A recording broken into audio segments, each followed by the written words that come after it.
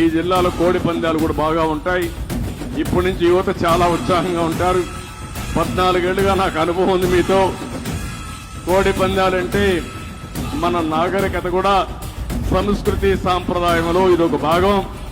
తమిళనాడులో జల్లికట్టు బాగా చేస్తారు. చిత్తూరు జిల్లాలో జల్లికట్టు కొంతవరకు చేస్తారు. కానీ గోదావరి జిల్లా ప్రత్యేకత కోడి పందాలు. కోళ్లు రెడీ అయిపోతున్నాయి. ఎక్కడికక్కడ పందెం కోళ్లు హుషారైపోయినాయి. రేపు రాబోయే రోజుల్లో ఈ పండుగ రోజున మీరు ఎక్కడెక్కడి నుంచో వస్తారు. కోడి పందాలు కూడా హద్దులోనే ఆడండి. ఎందుకంటే అది నేనున్నప్పుడు నేను ఒకటి చెప్పే పోలీసులకి, అది మన సంస్కృతి సాంప్రదాయాలు.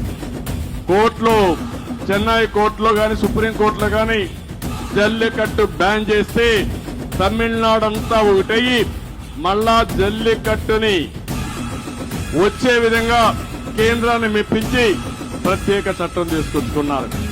ఇది కూడా మన సాంప్రదాయం. సాంప్రదాయంలో భాగంగా ఉండే కొన్ని విషయాల్ని రాజీ పడకుండా ముందుకు తీసుకుపోవాల్సిన అవసరం ఉంది. భావి తరాలకు కూడా అందజేయాల్సిన అవసరం ఉంది. కానీ ఏది కూడా హద్దులోనే చేసుకోవాలి.